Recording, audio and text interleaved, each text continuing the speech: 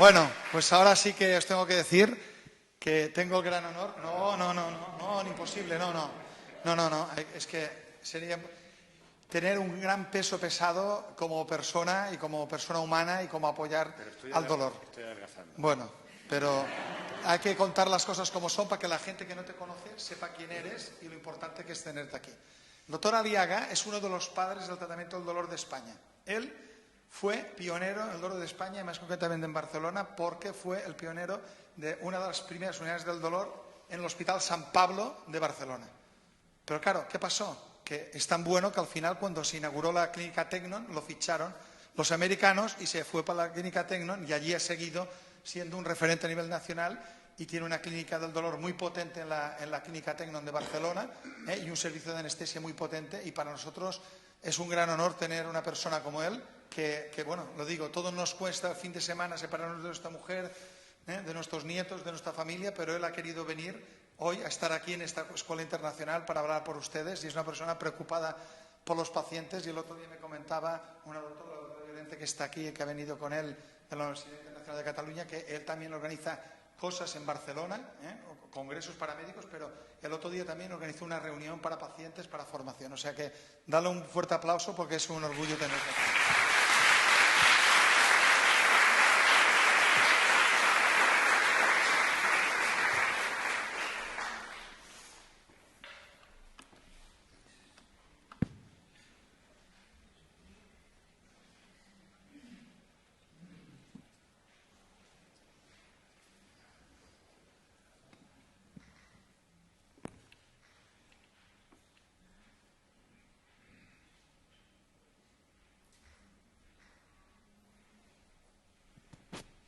Buenos días. Gracias, Jordi, por tus palabras, que son fruto, sobre todo, de la amistad. Algunas de las diapositivas es posible que las haya pasado alguno de los ponentes anteriores, porque he borrado las que he visto que sí, pero he tenido que salir un momento a hacer una llamada. Pido disculpas si se repite alguna de las ponencias. Mira, Jordi, lo que pongo en la última fila, en la última línea. Bueno, hay 5 problemas en la gestión del dolor crónico. La falta de evidencia en muchas técnicas. Desgraciadamente hay muchas técnicas que se hacen en tratamiento del dolor que no hay una evidencia potente. Hay una formación inadecuada en la facultad y en la medicina primaria. De hecho, ya el Comité Europeo está mirando poner una asignatura durante la carrera de medicina sobre dolor. No existe. Quizás se dedica 2 horas en toda la carrera a hablar del dolor. Un escaso conocimiento en el manejo de los opioides en el dolor crónico. Hay problemas de financiación y de tiempo y hay una dificultad importante de acceso al enfoque multidisciplinario del dolor. En el síndrome doloroso crónico, lo más importante es el diagnóstico, que tiene que ser a través de una historia clínica, una exploración, unos estudios complementarios cuando se precisen, resonancia, electromiografía, TAC, lo que sea, y una valoración multidisciplinar en muchos casos. Quiero pasar este estudio de la doctora Català, en el que participé, supongo que se habrán mencionado parecidos, que sobre 5.000 personas, una encuesta, el Telefónica, el 29% había sufrido dolor el día anterior, el 37% la semana anterior. Y este porcentaje se incrementaba hasta el 42% en mayores de 65 años. Y aquí hay un dato escalofriante sacado por estudios de la Fundación BBVA, la gran importancia que tienen en este problema del dolor las asociaciones de pacientes, las escuelas de pacientes, el voluntariado, etc. Por los cuidados que dan no gratificados, o sea, sin sueldo, todo este conjunto todo este conjunto de miembros de la sociedad, que sin su colaboración todavía el problema sería mucho más grave. Esta necesidad de cuidado se cree que aumentará un 50% hasta el 2050. Este trabajo no remunerado equivale al 53% del Producto Interior Bruto. El 39% dedican 6 horas al día en estos cuidados y un 43% hasta 11 horas al día. Los grandes avances médicos de las últimas décadas han creado una buena y una mala situación. La buena situación es que gracias a los antibióticos, las transfusiones, la anestesia que ha mejorado, etcétera, la supervivencia ha aumentado. Pero lo malo es que la expectativa de vida, que es buena en sí, haya aumentado muchísimo. Fíjense ustedes que en 1900 se ha hablado de una expectativa de 31 años, con 50 años en los países desarrollados, y en el 2005 la expectativa ha subido a 2005, ahora seguramente estará todavía más por encima, de 66 años, y la expectativa de vida es de 80 años. Hay algunos estudios que dicen que la expectativa de vida va a bajar por la mala alimentación infantil, por la cantidad de obesos de niños que existen actualmente. Pero en general la expectativa de vida ha sido espectacular. Pero esto ha hecho que el hombre que nació para ir a cuatro patas al primero tenga unas sobrecargas tremendas, la artrosis, etcétera, que es el problema de controlar todos estos dolores degenerativos. Y aquí hay unas predicciones de la población de la Unión Europea en que mayores de 65 años en el 2012 era el 18%, en el 2030 el 24% y en el 50%, que todos estaremos viviendo todavía, será del 29%. Un compañero mío va a una reunión de la NASA, un compañero de la clínica, porque se está hablando ya de la inmortalidad. O sea, eso no se llegará, no lo veremos, pero quiere decir que sí que vamos a vivir muchos años y vamos a tener muchos problemas por vivir tantos años. El tratamiento del dolor crónico es un gran fracaso de la medicina actual. No satisface entre el 30 y 40% de muchos pacientes con molestias musculares, molestias óseas. El paciente va de una especialidad a otra en busca de solución. Están infratratados o incluso un porcentaje no reciben terapia. Y uno de los problemas es que todos los médicos tenemos una visión tubular, una visión específica, nuestra. No hay un dolor traumatológico o reumatológico, hay un dolor del aparato locomotor y tiene que ser visitado, diagnosticado por diferentes especialistas según los casos, por el trauma, el reuma, el rehabilitador, el papel importante de la clínica del dolor y también el psicólogo. Pasamos a la parte ya central de la charla, que es los AINES. En la actualidad no existe un analgésico ideal para el manejo del dolor crónico. No hay un analgésico que se pueda comprar, tomar y que te haga sacar el dolor. Es una asociación de diferentes analgésicos porque el dolor tiene varios componentes, como ha dicho antes el colega, del dolor puede ser nociceptivo, puede ser neuropático. Fíjese usted en un caso muy sencillo, un mismo sexo, la mujer, una misma patología, tumor de mama, un mismo nervio afectado, el plexo braquial, puede ser que tenga un dolor neuropático o un dolor nociceptivo. Será un dolor nociceptivo si el tumor comprime externamente al plexo braquial, o sea, al nervio axilar, etcétera, el brazo. Se lo comprime externamente, pero si el tumor crece entre el nervio, el dolor será neuropático. Por lo tanto, el diagnóstico es importante para saber si el dolor es neuropático, nociceptivo, mixto, porque el tratamiento será diferente. Voy a hablar brevemente de los AINE. Los AINE, que todos conocen ustedes, la aspirina, el paracetamol, que no es un AINE exactamente, pero se incluye en este grupo, etcétera. Estamos hablando de un grupo de fármacos que solo en farmacia de calle y solo venta en farmacia de calle, sí, excluyendo la OTC, que son todos aquellos productos que se venden en la calle, pero sin recetas, en algunos sitios, supermercados, etc. Aquí en España no se hace tanto, pero en otros países sí. El AINE solo en venta de farmacia de calle supuso el año pasado 121 millones de euros. Si esto añadimos todos los AINES hospitalarios, tanto por vía oral como por vía inyectable, posiblemente estemos hablando de más de 200 o 250 millones de euros. O sea que por eso es el gran interés de los gobiernos, ¿no?, en controlar. Lo primero que controlan, que los más fáciles, al médico, y lo segundo que controla es la medicación, intentar que no haya derroche en medicación. Estamos hablando de un producto solamente el AINE, no están aquí ni los opioides, ni los antidepresivos, etcétera, ni los antibióticos, ni los antihipertensivos, o sea, no hay nada más hipertensivo y nada. O sea, el producto, lo que voy a hablar, el AINE, brevemente, el AINE, representa solo en farmacia casi 122 millones de euros. Esto quiere decir que son 3 cajas por paciente y año.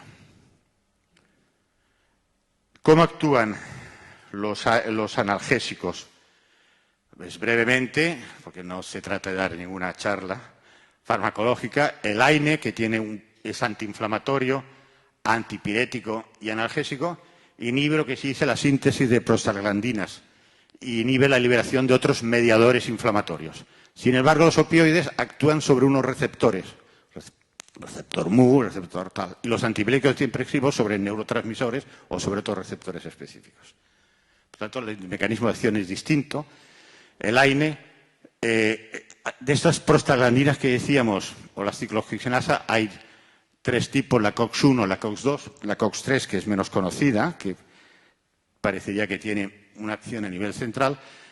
La COX-1 actúa sobre funciones homeostáticas, pero también actúa sobre el mantenimiento de la integridad de la mucosa gástrica. La COX-2 es la implicada directamente en la inflamación. Entonces, se está intentando desarrollar, se están desarrollando unos analgésicos específicos que actúen sobre la COX-2 para que tengan un mecanismo de actuación directamente sobre la inflamación sin actuar sobre la integridad de la mucosa gástrica. Lo que tenemos que hacer es huir de las presiones de las casas farmacéuticas.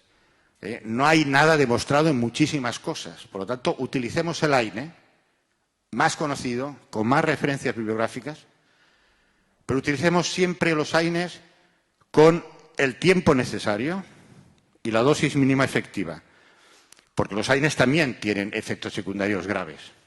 Los AINES son fármacos que todos hemos tomado, ¿no? Aspirina, Voltaren, Gelocatil, ibuprofeno. Pero pueden dar también unos efectos secundarios. Y en algunos tipos de patologías, en algunas situaciones clínicas, el AINE puede ser más peligroso que el opioide.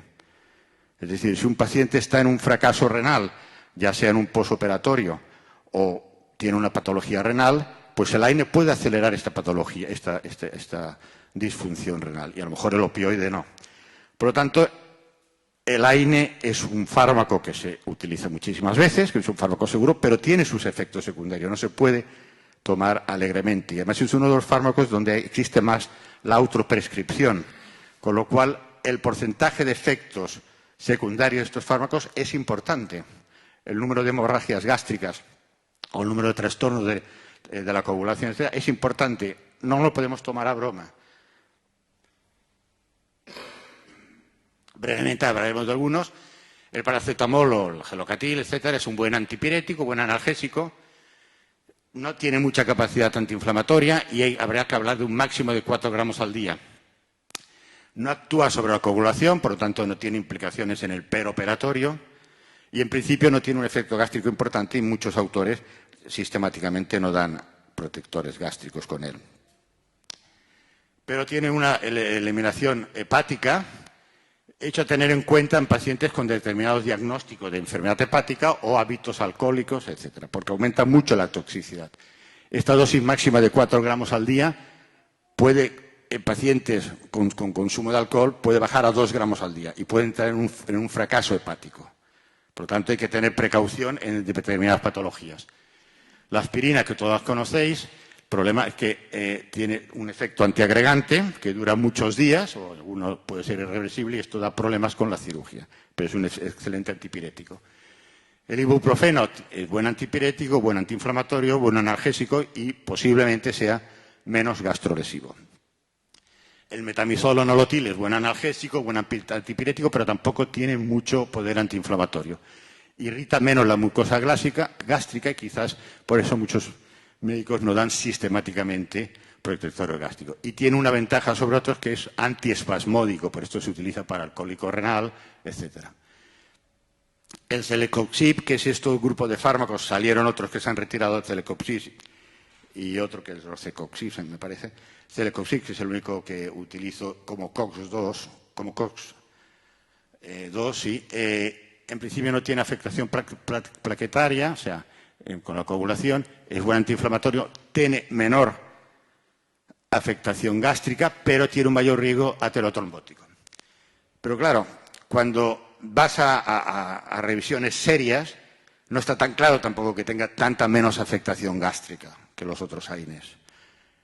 y algunos sabios pues recomiendan, utiliza aquel AINE que se ha utilizado toda la vida y que es menos malo, y deja estos otros para situaciones especiales. Porque algunas revisiones hablan, no son durante pocos días, con pocos pacientes, viendo solamente la dispepsia, pero no la hemorragia, etcétera. O sea, en principio es menos gastrolesivo, pero tenemos que ser prudentes. Últimamente ha salido en la prensa también el problema del diclofenaco en accidentes tromboembóticos, en infarto de miocardio, etcétera. Y el diclofenaco es un fármaco que se ha empleado muchísimo durante muchos años. Hay que esperar a informes de la Sociedad Europea de farmacéutico, de farmacia, de médico-vigilancia, no venía la palabra, a ver cuál es el papel último del diclofenaco. Y parecería que el naproxeno es uno de los más seguros en el aspecto del riesgo aterotrombótico, uno de los más seguros. Esto es la dosificación, que no la vamos a hablar porque no tienen que saber, pero sí el concepto de dosis máxima, porque no vamos a hablar de fármacos en sí, porque en definitiva es el médico que tiene que aconsejar y utilizar, pero sí tener algunos conceptos de no pasar de 4 gramos, por ejemplo, de paracetamol, o de 1 gramo de aspirina, o de 2.200 de ibuprofeno al día, y siempre utilizando a dosis en reloj, como lo veremos, y la dosis mínima que sea efectiva. La forma de utilización, de forma de administración, utilizar los más seguros, reservando los nuevos para cuando hayan fracasado los primeros, vía oral, a reloj, con zumo o agua, con las comidas y permaneciendo unos 15 minutos sin acostarse para evitar un poco la irritación esofágica. Los efectos secundarios, pues la gastrointestinal, gastritis, úlcera, en renal, agravamiento de patología renal, pueden causar hipertensión por retención de líquido, de sodio. En el embarazo no son fármacos a utilizar, excepto situaciones muy especiales. El paracetamol es el único que se recomienda, recomendación B de la Sociedad Europea. Y en hepáticos, cuidado con dosis elevadas de paracetamol, porque pueden provocar, paracetamol o gelocatrino, pueden provocar un fallo hepático. ¿Y qué grupos de riesgo son subsidiarios de los COX-IPS, o sea, del COX-2, del celecoxib, y subsidiarios de protección gástrica y de una especial vigilancia en los mayores de 65 años? Andamos fastidiados porque estamos entrando todos en esta época. Historias previas de úlceras, perforaciones, hemorragia abdominal, el uso simultáneo, porque puedes tomar un AINE, pero al mismo tiempo si estás tomando corticoides vas a aumentar la posibilidad de efectos secundarios, sobre todo a nivel gástrico, las dosis elevadas y pacientes con comorbilidad importante, tipo cardiovascular, hipertensión, fallo renal, etcétera. Aquí solamente para recalcar que la parte de analgésicos, que se utiliza para dolores de intensidad leve o moderada, y que en principio son analgésicos que tienen efecto techo, que se llama, es decir, los mórficos en general. La mayoría no tienen efecto techo, es decir, que tú aumentas las dosis, aumentas el efecto, aumentas las dosis, aumentas el efecto. Claro está que si aumentas mucho la dosis puedes tener otros efectos secundarios tipo depresión respiratoria, etcétera. Pero en principio hay una relación dosis-efecto. Los AINES tienen efecto techo, es decir, no aumentas porque des más dosis, no aumentas el efecto analgésico. Por lo tanto, en principio no está recomendado sumar 2 AINES, excepto que uno fuera un AINE tipo paracetamol, que no es propiamente un AINE, y un AINE tipo ibuprofeno. Pero dar aspirina e ibuprofeno no está recomendado, excepto, claro, lógicamente, que des aspirina a dosis muy bajas por el efecto de la coagulación, ¿no? Tienen efecto techo y no está recomendado utilizar 2 AINES conjuntamente. Problemas hepáticos, ya acabando un poco unas pequeñas nociones de la práctica clínica, evitar el paracetamol. Problemas pacientes asmáticos, reducir la dosis, evitar la aspirina y posiblemente elección, en este caso sería paracetamol y metamizol. Pacientes con problemas gástricos, paracetamol y con un poco de interrogante, los COX-2 selectivos como el celecoxib. Postraumáticos, pues generalmente se utiliza el diclofenaco, ibuprofeno. Atención ahora con las recomendaciones del diclofenaco, porque ha aumentado el riesgo de infarto. Lo que pasa es que son pacientes con patología asociada y durante dosis altas durante muchos días, de forma cautelar. En principio todavía no hay una contraindicación. Las cefaleas, por su bajo efecto secundario, se recomienda el ibuprofeno o naproxeno, etc. Y en dolores viscerales, como decíamos, el metamizol o el nolotil. El uso en niños, el paracetamol o, segunda opción, el ibuprofeno. Pacientes con daño renal, en principio, mejor el paracetamol porque no está muy claro diferencias entre los AINE normales y los COX-2. Pacientes con cardiopatías, evitar el uso de COX-2 y pacientes en tratamientos con anticoagulantes, paracetamol o diclofenaco. Las principales indicaciones terapéuticas son dolor crónico intenso de origen inflamatorio, por ejemplo, artritis reumatoide, en estos casos se utilizan los mismos a dosis más altas. Dolor episódico, o sea, incidental, por así decirlo, intenso de origen inflamatorio, pues el diclofenaco, el ibuprofeno.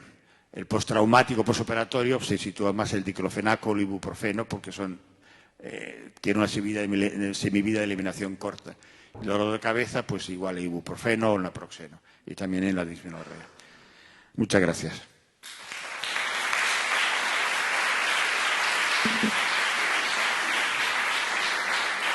Muchas gracias, doctor Aliaga.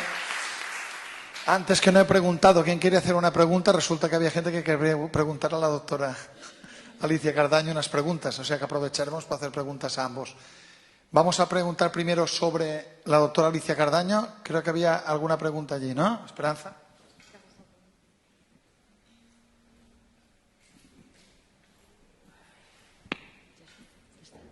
Hola, buenos días. Mire, yo le quería preguntar, ante un dolor agudo, ¿es recomendable tomar analgésicos enseguida o dejar lo que hacemos de decir, esperaré a ver si se me pasa y este dolor te queda impreso y luego es más difícil de... ¿Un dolor agudo? Sí, un dolor agudo. Bueno, el dolor agudo, si es simplemente el dolor, depende de la capacidad que uno tenga de tolerancia. Si es un dolor llevadero y no le impide sus actividades habituales, ni le interrumpe el sueño ni nada y puede pasar sin tomar nada, pues todos los antiinflamatorios o los calmantes, como acaba de decir el doctor Aliaga, tienen también sus efectos secundarios. Pero si no, sí puede tomar, ¿por qué no? Y lo que sí es a reloj, es verdad que es mejor, si hay que tomarlo, es mejor temporadas cortas y en sus momentos, porque si no, sí es verdad que es mucho más difícil controlarlo, ¿eh? Si hay que tomarlo, hay que tomarlo. Hay que tomarlo. Aparte de que, aparte del dolor, tienen alguna otra actividad antiinflamatoria, así que puede ser más o menos recomendable. Muy bien.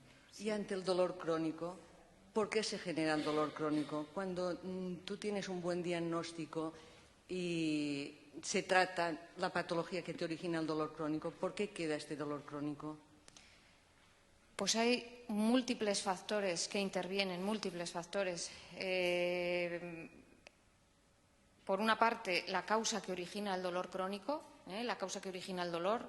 Hay patologías que tienen más predisposición, hay una predisposición genética, factores medioambientales que influyen y luego hay alguna causa relacionada, no se sabe muy bien por qué se cronifica tampoco, porque sí se sabe que reacciona de esa manera los sistemas, la médula espinal y el cerebro, que es donde se hace consciente la sensación de dolor. Sí es cierto que se perpetúa en el tiempo y el cerebro, digamos, que recibe una información equivocada, que hay algo que está mal cuando está bien, o una intervención y dices, está bien, está todo bien, la operación está bien, el herpes que tuve se me quitó, pero me ha quedado. Entonces, eso recibe una información que tampoco se sabe exactamente por qué se desencadenan algunas personas, sí. Pero influyen muchos factores, porque el dolor es cierto que depende de cada persona y es totalmente independiente y personalizado, ¿no?, para cada uno. Gracias. Si tuviéramos esa respuesta, ¿verdad?, pues nosotros también seríamos más felices, de tenerles más satisfechos. No sé si he respondido a su pregunta. Sí. ¿Alguna? A ver, preguntas para la doctora Cardaño. Aprovechen. ¿Preguntas para la doctora Cardaño? Buenos días, mi nombre es Enrique, paciente y muy agradecido del doctor Moya. Y la pregunta viene dirigida ya no al dolor en sí, que sabemos lo que es, los tratamientos, sino a los propios colegas Ya hablamos de los médicos de familia.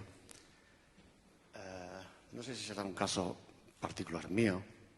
Me ha ocurrido por un par de veces. Hay poca colaboración entre los médicos de familia y la clínica del dolor.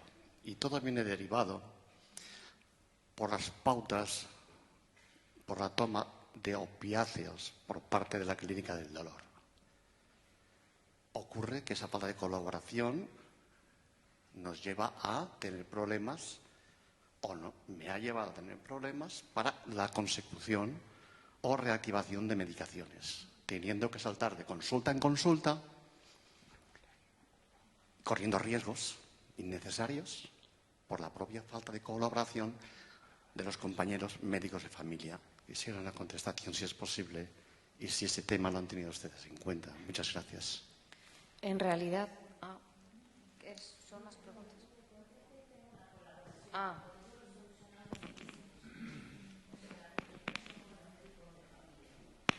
Lo que ocurre es que en el tema de los opiáceos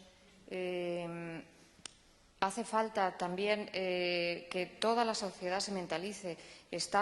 Son fármacos muy seguros, hoy conocemos muchas cosas de ellos y con un control médico son muy necesarios muchas veces para controlar el dolor, desde luego.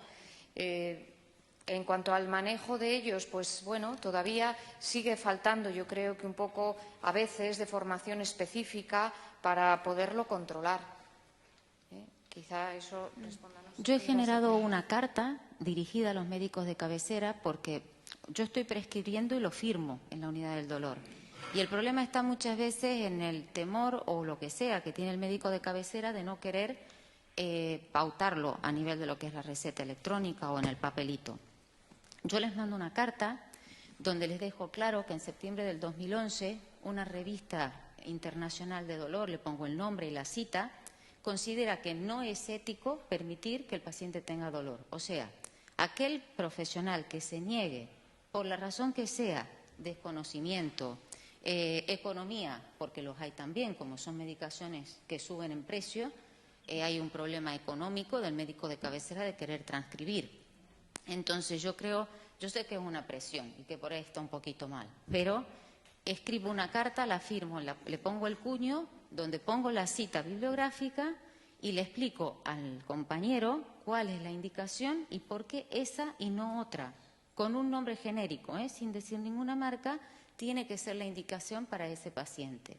Y de momento lo he solucionado.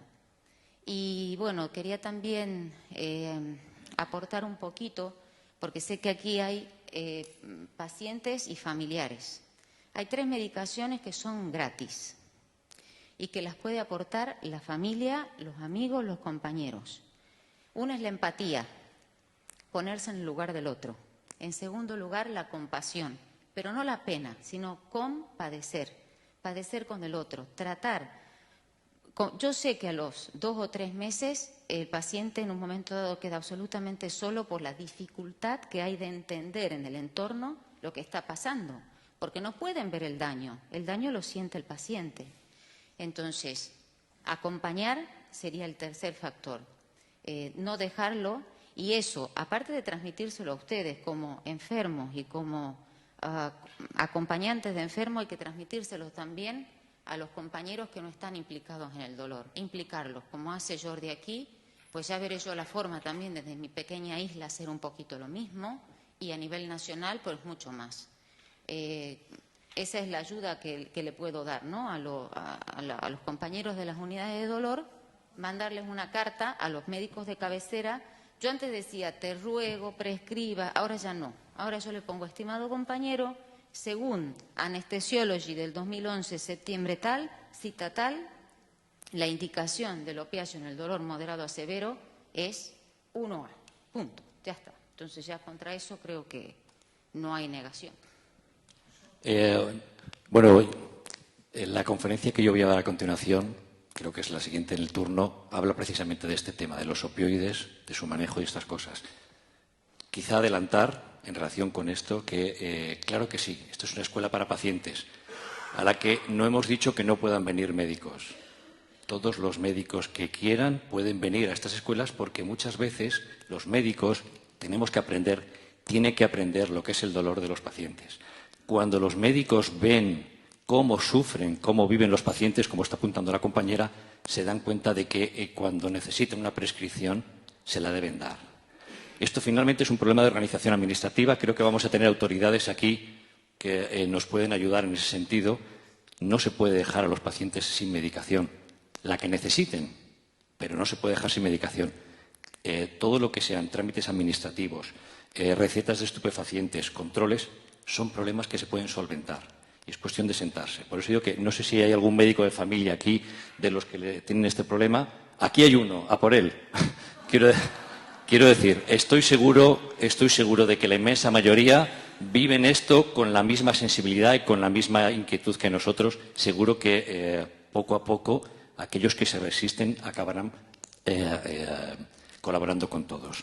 Pero yo digo que lo otro, si queréis, lo digo después, Bueno, respecto al doctor Torres, que está allí detrás, agradecerle que haya venido. Él es médico de familia, pero está en cuidados paliativos del hospital y ha tenido la gran deferencia de venir aquí, a pesar de no participar como médico en estas jornadas, sí que participa en otras, ha querido venir aquí y se ha colocado entre el público, entre ustedes. O sea, es de agradecer que un médico haya venido, como decía el doctor Vital. O sea, él al menos está aquí y está con sus pacientes. Muchas gracias, Alberto, por venir. Muchas gracias.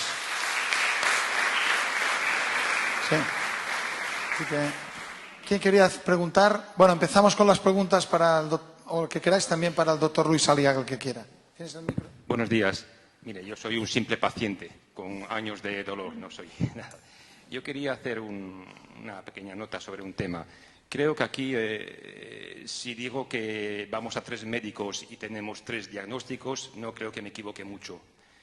No hablamos, yo llevo años padeciendo dolores de espalda, como muchos españoles, y bueno, y cada médico tiene su opinión. Después, también no hemos hablado mucho de cómo prevenir dolores, porque quizá gran parte de los males nuestros viene de una forma de vivir, trabajar, de la manera de la que nos han educado y nos han dicho cómo hay que hacer las cosas. Venga, levanta esto que tú puedes, venga, haz esto. Entonces, no actuamos bastante, creo, sobre la prevención de los dolores. También se mezcla otro componente, como diríamos, económico, como es el negocio de los medicamentos. Usted dijo muy bien que hay un gran negocio y a veces nos creemos, yo por lo menos me siento una especie de conejillo de indias. Medicamentos que se retiran de mercado porque se comprueba que son negativos. Otros que creo que se prueban sobre los humanos sin bastante conocimiento. Después también otra cosa que padecemos algunos pacientes es, como diría el doctor, el primero, no me acuerdo su nombre, lo siento, es que hemos pasado de un dolor agudo a un dolor crónico, quizá incluso por una mala, diríamos, praxis. Me explico, operaciones quirúrgicas que ya no se hacen en la actualidad. Hernias discales, laminectomías, que derivan en una especie de, creo que se llama fibrosis postquirúrgica, que produce más dolor que otra cosa. Entonces, a veces pensamos que entre una cosa y otra hay intereses en que haya dolor. Entre otras cosas, olvidamos la prevención y los mismos doctores deberían quizá unificar un poco los criterios en cuanto a definiciones y diagnóstico del enfermo, que creo que falla un poquito. Muchas gracias.